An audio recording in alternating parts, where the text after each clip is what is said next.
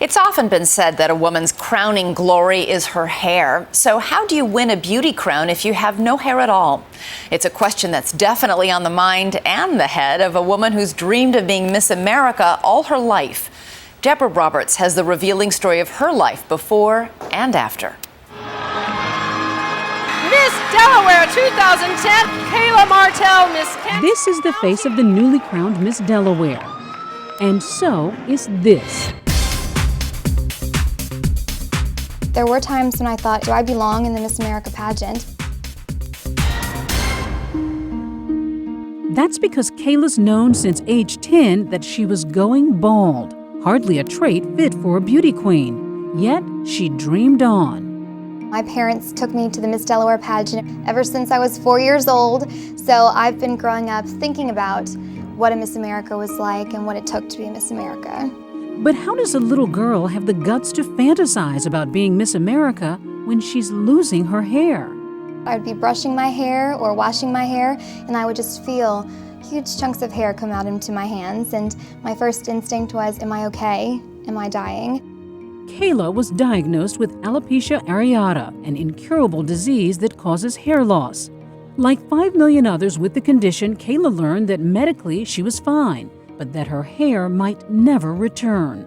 As a child, you must have been just beside yourself. I always kept that positive attitude from day one.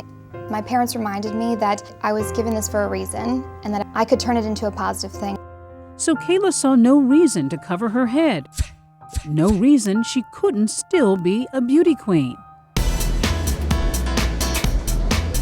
She never even owned a wig until 2 years ago and competed having just wisps of hair for the Miss Delaware pageant 3 times. Contestant number 11, Kayla Martell. I felt more comfortable in my own skin. I felt like I was covering something up if I was wearing a wig. Now, honestly, how did the other girls react when you came in bald? I think it goes back to I was fine with my hair as it was, so they didn't think to question it. But after losing the pageant for 3 years, Kayla tried something new. For the last 2, she opted for soft blonde tresses. There were times when I thought maybe I did not place because I didn't wear the wig. I wanted to be Miss Delaware more than anything in the world, and you need to take a step back and think, what do I need to do to make sure that I'm ready for this job? And by wearing the wig, I'm allowed to bring up alopecia areata on my own terms and yet still be approachable in public. But were you sort of giving in to the standard of beauty, that you really need to have hair on your head to be approached and to be beautiful in our classic sense? I would never think that I gave in to the standard only because I'm comfortable going without my wig. I just take it off, go underneath, just kind of like taking off a winter cap. Same idea, very simple. And usually goes on Sheila over here. But you're not completely bald. No, You have no. fuzz on there. I have peach fuzz.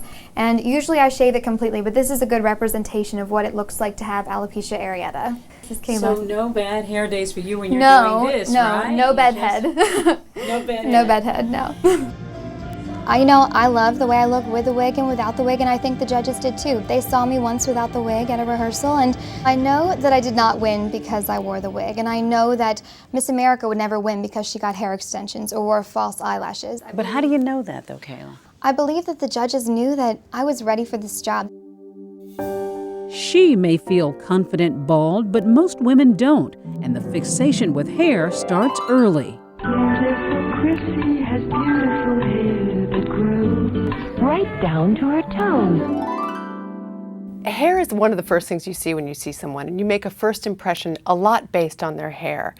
Linda Wells is editor-in-chief of Allure magazine.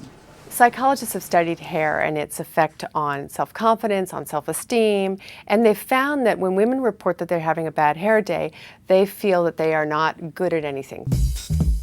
Sheila Bridges, a successful interior designer and TV host, knows that too well. One of the boldest interior statements that you can Her make. experience with alopecia areata couldn't be more different from Kayla's. She was traumatized after losing a full head of hair as an adult. I think I felt very self-conscious, very insecure. I was always sort of on guard. When you don't have hair, somehow the boundaries sort of change and people feel as though they can say, you know, sort of whatever they want to you. Such as? People would always make the assumption that I had cancer. It just always caught me off guard because I wasn't in that, you know, mindset. And I kept thinking, wow, do I really look sick? What do you think it says that there was a Miss Delaware crowned who actually has alopecia? It's a wonderful thing and it's positive, and I think it would be an amazing thing if she actually won without the wig. You know, that would really say something. Which begs the question, which Kayla will compete next January in the Miss America pageant? This one or this one? I've been so lucky that the Miss Delaware organization has told me, it's up to you, Kayla, and I'm still making my decision at this point.